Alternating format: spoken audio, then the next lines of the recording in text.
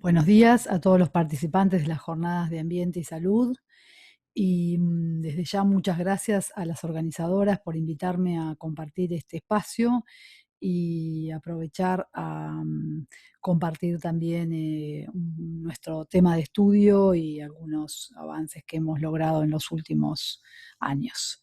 En primer lugar, entonces, quisiera presentarles en la estructura que es de objeto de estudio y que va a ser, digamos, como la reina de esta charla, contándoles que la primera descripción de corrientes de protones evocadas por voltaje fue reportada en neuronas de caracol, y si bien posteriormente se registraron corrientes similares en diferentes tipos celulares de diferentes especies, recién en el año 2006 se reportó la identidad molecular del canal iónico que mediaba estas corrientes. Se lo denominó HB1, teniendo la B corta como saliente de su característica de ser voltaje operado, y es codificado por el gen HBCN1 que se ubica en el cromosoma 12. A la fecha se ha incrementado el número de trabajos que reportan su expresión y función en otras especies. Este canal pertenece a la superfamilia de canales operados por voltaje y su mecanismo de activación es aún hoy objeto de debate en el campo de la biofísica, ya que lo distinguen varias propiedades inusuales en esta familia de canales. En primer lugar, una característica muy relevante es que en su estructura falta el dominio de poro canónico.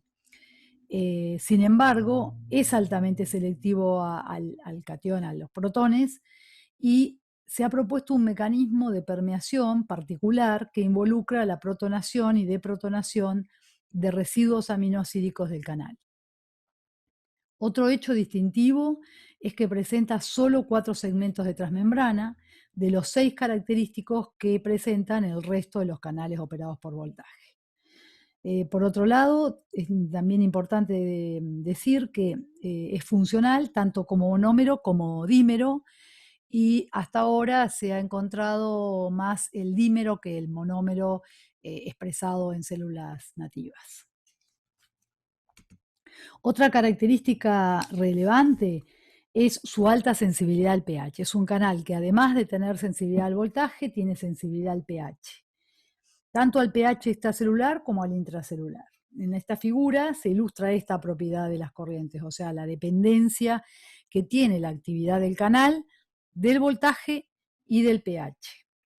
Las corrientes de protones que fluyen por estos canales se pueden registrar mediante la técnica del patch clamp, como se observa en esta parte de la figura, donde se observan las corrientes que se producen cada vez que estimulamos a la célula con pulsos fijos de voltaje. Entonces, a partir de estos registros de corriente que están reflejando la actividad del canal, podemos obtener un valor de conductancia de la membrana para el ion protón que se grafica en estas curvas en función del voltaje. Como pueden ver, a medida que el gradiente de pH disminuye, fíjense que nosotros tenemos estas curvas, están registradas a un pH intracelular de 6 y variando el pH extracelular a 6, 7, 7,5 y 8, y se muestra que a medida que el gradiente entre el intra y el extracelular disminuye, el potencial que hay que aplicar para obtener una corriente es mucho mayor, ¿sí? Esto es como la forma de empíricamente demostrar esta alta sensibilidad que tiene el canal al pH y al voltaje. Otra propiedad importante es su sensibilidad farmacológica. Es sensible al zinc y a los derivados del GBI, un compuesto guanidínico, que a la fecha se ha demostrado ser el inhibidor más selectivo para estudiar el canal. Otro dato relevante para señalar es la existencia de una isoforma de splicing del canal, denominada isoforma truncada, a la cual le faltan los primeros 20 aminoácidos del segmento N terminal. Es funcional y presenta una mayor actividad que la isoforma larga. Más adelante volveremos a hablar de esta isoforma y de los efectos del GBI sobre distintos parámetros celulares.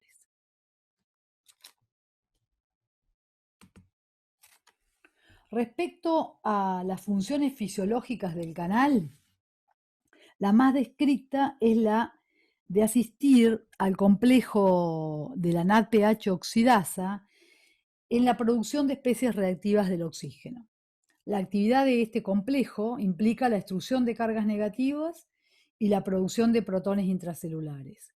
Este canal lo que hace, funcionando en tándem con la NOx, es extruir los protones y repolarizar la membrana celular. Entonces, con esto impide la acidificación de la célula e impide también o pone un freno a la despolarización que se genera en este proceso de activación de la NADPH oxidasa, que son valores de despolarización bastante altos. Este mecanismo es el que ha sido más estudiado, especialmente en células fagocíticas, y es el al que se le adjudica, digamos, la primera función fisiológica que se le ha adjudicado a este canal. El análisis de su expresión muestra que en numerosos tipos celulares se asocia a distintas isoformas de la NADPH oxidasa, tanto en células fagocíticas como no fagocíticas. Acá yo puse varias en las cuales ha habido reportes bibliográficos donde se ha estudiado la expresión y o función del canal, y podemos ver que es una estructura relevante en las células del sistema inmune, pero también se encuentran en espermatozoides, en el epitelio pulmonar, en fibroblastos cardíacos. La generación de un ratón knockout para este canal ha contribuido enormemente al conocimiento de las funciones del canal, tanto de forma fisiológica como en estados fisiopatológicos inducidos al ratón. Por ejemplo, en este trabajo reciente se muestra cómo la deficiencia del canal en la microglía otorga una ventaja en la recuperación de un daño desmielinizante a nivel del cuerpo calloso. Voy a mostrarles solo, digamos, los titulares de estos eventos para que tengan un panorama amplio de cómo son los contextos fisiopatológicos en los cuales se ha puesto en evidencia el rol de esta estructura. Dada la longitud de la charla, no voy a poder explayarme, pero dejo todas las referencias para que puedan leerlo con más detalle si hay interés particular sobre alguno de los temas. Otro ejemplo importante es la función del canal en los espermatozoides humanos, donde el canal tiene una gran relevancia en el proceso de capacitación espermática. La activación del HB1 produce la alcalinización intracelular necesaria para modular la actividad de otro canal iónico importante en el espermatozoide que se llama CAT-SPER, que es el que permite la entrada de calcio.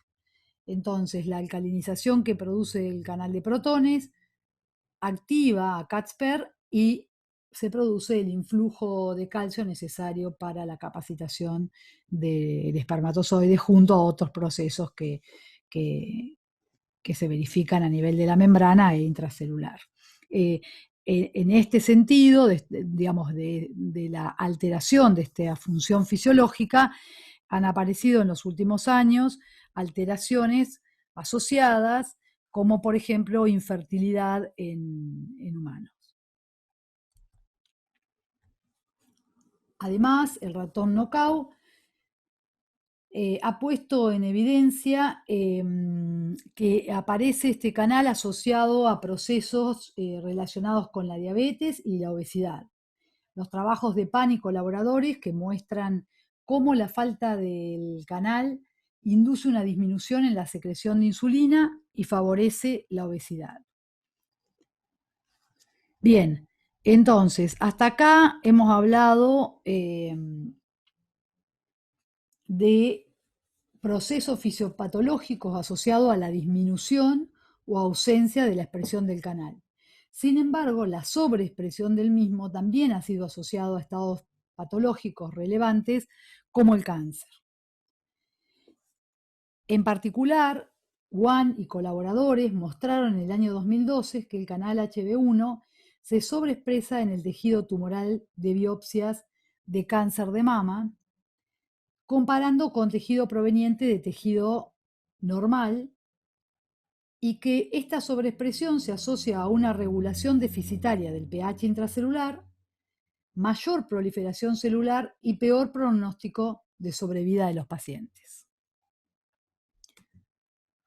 Un año después, el mismo grupo mostró también que el canal HB1 se sobreexpresa en el tejido tumoral de biopsias de cáncer colorectal comparado con tejido provenientes de pólipos hiperplásicos benignos y tejido normal, y que esta sobreexpresión se asocia a una regulación deficitaria también del pH intracelular, mayor proliferación celular y peor pronóstico de sobrevida de los pacientes. O sea, un dato similar al encontrado en cáncer de mama. Recientemente, nuestro grupo publicó un trabajo donde reportamos que la expresión de la isoforma truncada, la que les decía anteriormente, que le faltan esos primeros 20 aminoácidos y que tiene una mayor actividad, está sobreexpresada en las células, en la línea celular tumoral de cáncer de mama más metastásica, las MDA-MB231. Como podemos ver en estas dos figuras que son partes de nuestro trabajo, cuando nosotros valoramos la expresión de la proteína con un anticuerpo que lograba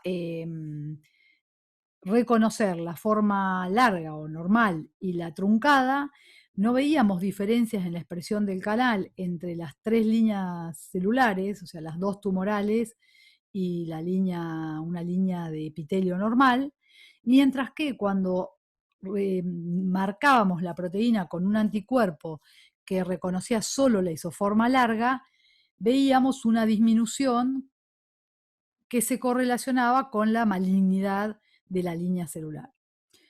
Por lo tanto, concluimos que la isoforma truncada, que presenta una mayor actividad, tenía una mayor expresión también en las células más metastásicas. Este resultado es concordante con el obtenido previamente por Ondares y colaboradores, que mostraban que en linfocitos B tumorales también la isoforma truncada del canal se expresa mayoritariamente y se correlaciona con un mayor poder proliferativo celular. Con estos antecedentes, aparece en este campo la pregunta si la sobreexpresión del canal HB1 puede estar asociada, en particular, con una de las características típicas de las células tumorales, como es la desregulación metabólica. Este aspecto de la biología tumoral es amplio y complejo, pero en particular hay un aspecto interesante que se relaciona con las propiedades funcionales del canal. Se sabe que uno de los aspectos relevantes de la desregulación metabólica es un cambio en el metabolismo de la glucosa. Las células tumorales, independientemente de la cantidad de oxígeno en el medio, incrementan su metabolismo glicolítico y disminuyen la fosforilación oxidativa. Esto se conoce con el nombre de efecto Warburg, y una de las consecuencias es el incremento de la producción de ácidos intracelular. Este aumento acidificaría la célula y a largo plazo comprometería su sobrevida. Por lo tanto, los mecanismos que permiten la destrucción de protones hacia el medio extracelular o hacia organelas intracelulares adquieren relevancia en este proceso. Por lo tanto, el canal HB1 podría ser una estructura determinante en la regulación del pH intracelular de las células tumorales, previniendo la acidificación celular y favoreciendo su sobrevida. Elegimos para estudiar esta hipótesis linfocitos tumorales de origen T, ya que en contraste a lo mencionado en neoplasias de células B, a la fecha no había reportes que estudien el rol del canal en células leucémicas de tipo T, pero sí había sido reportado que la expresión y función del canal es mayor que en los linfocitos T normales. En la figura se observa la magnitud de la corriente iónica mediada por el canal en linfocitos B y T normales y en células Shurkat provenientes de una leucemia aguda que constituyó nuestro modelo de estudio. Analizamos entonces si el canal contribuye al mantenimiento del pH basal y luego de estímulos acidificantes a diferentes tiempos y su impacto sobre la viabilidad celular, utilizando para esto la inhibición farmacológica del canal como estrategia para ponerlo en evidencia. En primer lugar, registramos las corrientes iónicas mediante la técnica de patch clamp y probamos que el derivado de guanidina, el 2-cloro-GBI, logra inhibir las corrientes en estas células. Nos preguntamos si la inhibición farmacológica del canal HB1 produce un efecto agudo sobre el pH intracelular basal y post-estímulos acidificantes. Pudimos observar que el agregado de los inhibidores, tanto el cloro-GBI como el zinc, producen una disminución del pH basal y reduce la capacidad de recuperación post-estímulo acidificante con propionato de potasio. Posteriormente, nos preguntamos si la inhibición del canal persiste, progresa o se revierte si mantenemos las células en presencia de los inhibidores del canal por tiempos prolongados. Usamos tiempos de 2 horas, 17 y 48.